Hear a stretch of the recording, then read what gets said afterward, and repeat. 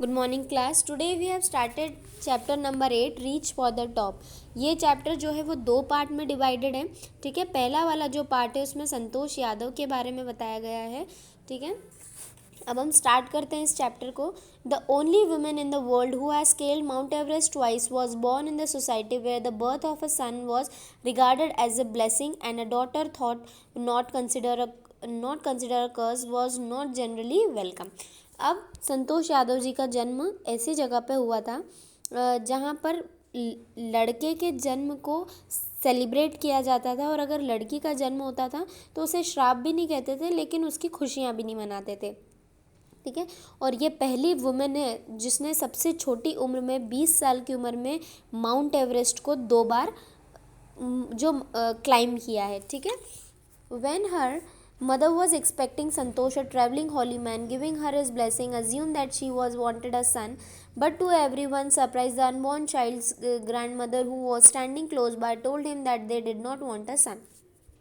अब जब संतोष यादव जी की मदर बचपन में जब संतोष यादव नहीं हुई थी और उनकी मदर बचपन में कहीं ट्रैवल करने के लिए गई थी, तब उनको एक साधु महात्मा ने ब्लेसिंग दी थी कि तुम्हें बेटा होगा। लेकिन उनकी ग्रैंड मदर ने क्या, उनकी संतोष यादव जी की दादी ने कहा था कि हमें बेटे की ज़रूरत नहीं, हमारे यहाँ ऑलरेडी 5 बेटे हैं, हमें लड़की भी होगी तो चलेगा। ठीक है, nevertheless he gave the requested blessing, and as destiny would have it, the blessing seemed to work. और संतोष was born the sixth child in family with 5 sons, a sister to 5 brothers. She was born in the small village of Joniawas, Rewari district in Haryana. इनका जन्म हरियाणा में हुआ था और साधु जी ने वैसी ही blessing दी जैसे उनकी दादी ने बोला था कि हमारे 5 बेटे और हमें एक बेटी होनी चाहिए। तो संतोष यादव वो 6th गर्ल थी, उनकी 6th 5 लड़कों के बाद छठी बहन थी। The girl was given the name Santosh which means containment, but Santosh was not always content with the place in the traditional way of life. अब संतोष यादव का नाम संतोष इसलिए रखा था बिकॉज संतोष का मतलब होता है सेटिस्फैक्शन, लेकिन वो उसके बिल्कुल अपोजिट थी। उनको लाइफ में किसी भी चीज़ से सेटिस्फैक्शन नहीं मिलता था उनको, और मतलब मुझे अभी और अचीव करना है, मुझे अभी और आगे जाना है, मुझे अभी और सक्सेसफुल होना है, इस बात में वो रहती थी। ठीक है, लेकिन उनका जन्म जो हुआ था वो ट्रेडिशनल यानी कि गांव विलेज टाइप में हुआ था, जहाँ पर लड़कियों का पढ़ना, बाहर जाना, ये सारी चीज़ें अलाउड नहीं थी, क्योंकि हरियाणा के आदेश मतलब मैक्सिमम क्षेत्र में ऐसा ही होता है।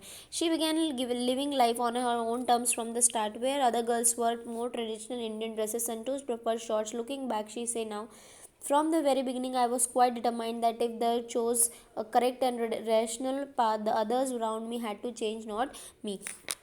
अब उस जहाँ पर वो रहती थी वहाँ की सारी लड़कियाँ ट्रेडिशनल एथनिक कपड़े पहनती थी, सलवार सूट और ये स्कर्ट और ऐसी चीज़ें पहनती थी, लेकिन वो शॉर्ट्स पहनती थी और उनको अपने हिसाब से लाइफ जीना अच्छा लगता था, और वो उस तरीके से नहीं रहना चाहती थी जिस तरीके से उस गांव के लोग रहते थे।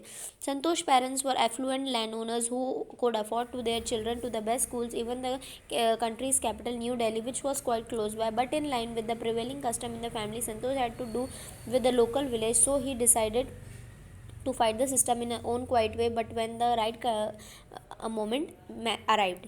ठीक है, अब संतोष के जो पेरेंट्स थे वो काफ़ी वेल गुड थे फैमिली से, उनके पैसा ज़मीन वगैरह सब कुछ अच्छा था कि वो अपने 6 बच्चों की सारी ज़रूरतें पूरी कर सकते थे।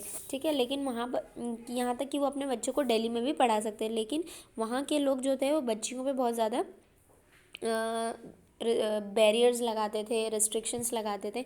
लेकिन संतोष ने डिसाइड कर लिया था कि वो अपनी लाइफ इस तरीके से नहीं जिएगी, और वो एक सही समय का वेट कर रही थी। And the right moment came when she turn 16। At the 16 most of the girl in a village used to get married. Santosh was also under pressure from her parents to do the same. अब ये सही समय आ गया था, अब उनका 16 साल की उम्र हो गई थी, जहाँ पर उन गाँव के सभी लड़कियों की शादी हो जाती थी। अब संतोष यादव जी के ऊपर भी ये वाला प्रेशर आ रहा था शादी करने का, क्योंकि अब 16 साल की हो गई थी।